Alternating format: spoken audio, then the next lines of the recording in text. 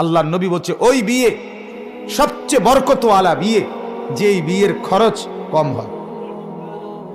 বললেন এভাবে বরকত, আমনে বললেন না, আমনে নবী ঠিক বলেন নাই, আমার সমাজ যেটা বলে, আমরা গ্যারামি যেটা বলে সেটাতে বরকত। মানুষে কিতা কইব, মানুষে কি কইব, সমাজে কি কইব, গ্রামে কি বলবে? আফসুস, একবারও ভাবলেন না নবীজি কি বলবে, আল্লাহ কি বলবে হাসরের ময়দানে, আল্লাহ তাআলা কি বলবে, নবী কি বলবে। আমার উম্মত আমাকে এভাবে ছুঁড়ে ফেলে দিলা কেন? পাকিস্তানের এক বড় বুজুর্গ বলছিলেন, আওলাদে রসুল সৈয়দ আব্দুল মজিদ নদীম সাহেব রহমতুল্লাহ আলাইহি, উনি একবার বয়ানে বলছিলেন, আমি নিজ চোখে দেখছি আমেরিকায় কুত্তা কুকুর প্রাইভেট কারের মধ্যে চলে, কুত্তা চলে, এটা ইজ্জতের কি? খুব বড় প্রাইভেট কারের মধ্যে ইজ্জতটা কি বলে না? সে তো কুকুরও চলাফেরা করে।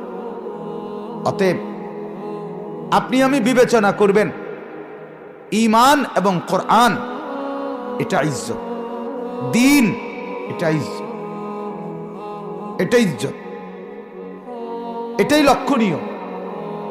এজন্য বাপ, এই অতটুকু সময় দয়া করে কোরআনের সাথে জিন্দিগি, কোরআন থেকে কিছু শুনলেন, মনোযোগ দিয়ে শুনলেন, যাতে করে নিজের ভিতরে ভাবনা তৈরি হয়।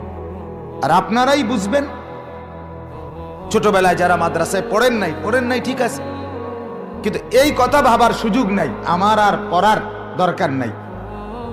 বিশ্বাস করে স্কুলে পড়েন, কলেজে পড়েন, ইউনিভার্সিটি পড়েন, অথবা নাই পড়ালেখা করছেন, মূর্খ আপনি, সরু সরেও চিনেন না, নামও দস্তখত করতে পারেন, বিশ্বাস করেন।